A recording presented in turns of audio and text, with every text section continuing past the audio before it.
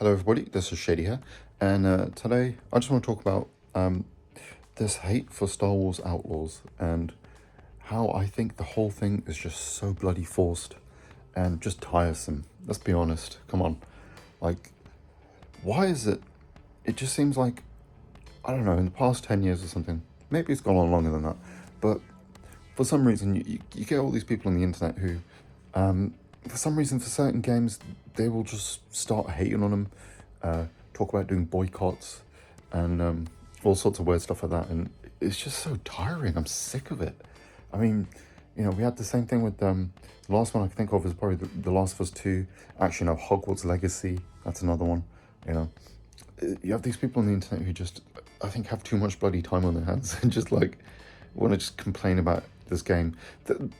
The reason why I want to bring it up mainly is because I've been, obviously, we've had a lot of the kind of early previews of the game. A lot of the journalists and YouTubers have got a chance to play it. They've all been able to play about 4 hours of the game. And, I've been reading the comments, and a lot of them, you got people saying, oh, you're just a shill. How much are Ubisoft paying you? This game looks trash. Woke garbage, blah, blah, blah. And it's like, it's so tiring and just sick of this shit.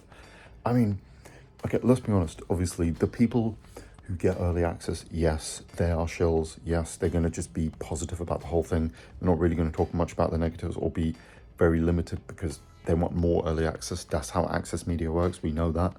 But, what is the point of just attacking them constantly? It's not going to do anything or change this whole model, that companies do. This is how it works. It's the whole influencer business. We know this. Like, come on, calm down.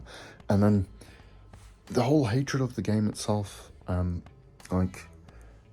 think it's a few different things, isn't it? Well, let's be honest, mainly it's a bunch of incels crying that you have to play as a lady who isn't attractive, because there's these weird people have this mentality that, you can't like a lady in a video game if she's not bangable, which is just so fucking pathetic. Like, guys, touch grass, I think you guys, are just a bit lonely, obviously.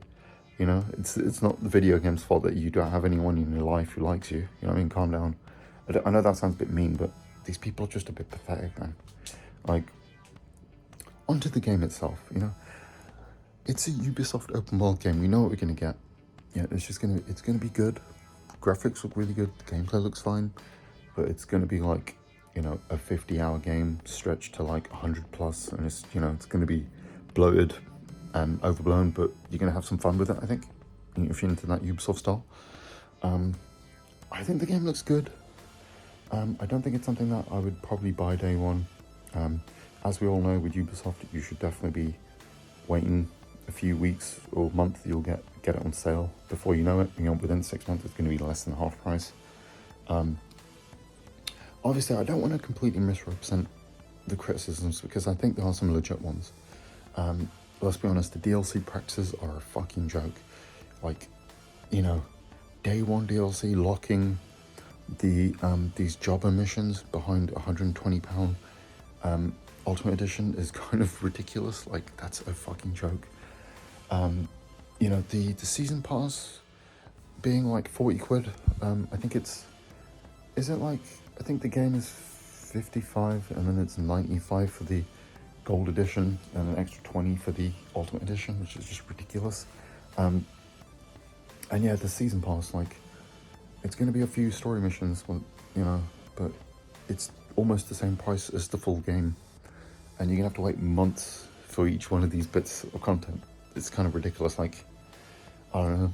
That's just modern gaming in a nutshell. It's a bit of a joke, let's be honest. So yeah, I have to just say, like, I agree with that criticism. I can understand that, but that's not just Ubisoft are one of the worst for this, obviously, but it's not just them. That's the game industry as a whole. It's annoying, especially when,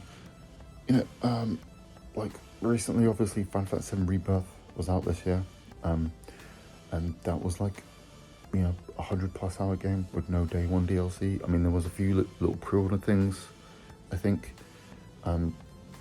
which is obviously still a bit of a joke, but yeah, not as egregious. Obviously, we had Persona 3 Reload early in the year, which was kind of ridiculous as well with this DLC. To get all these extra Personas, you have to buy, like, I think it's a £30 extra deluxe edition or something. I can't exactly remember what, but yeah, it's kind of ridiculous.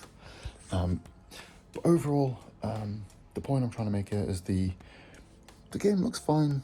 I don't understand the amount of hate it's getting. I really feel like these people kind of pick and choose what they want to their battles, and also it's a video game ultimately. Like, complaining about it online is just first world problems, galore, pretty much. I think you could spend your time and energy on more productive things or positive things. Like, you really don't need to be this miserable about a video game. Come on, guys.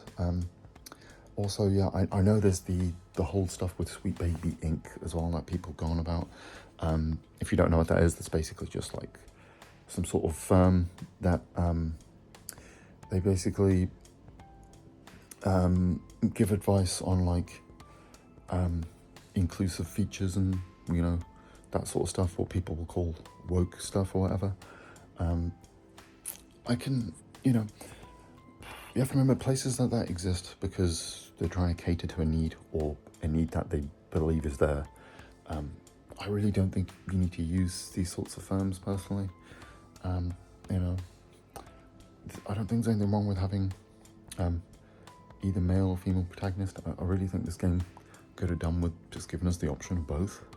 I think some people, there's a criticism I heard that I do agree with. Like, really, this feels like it should have just been a Han Solo game, but they just decided they wanted to make a female protagonist instead because that's kind of like the trendy thing to do.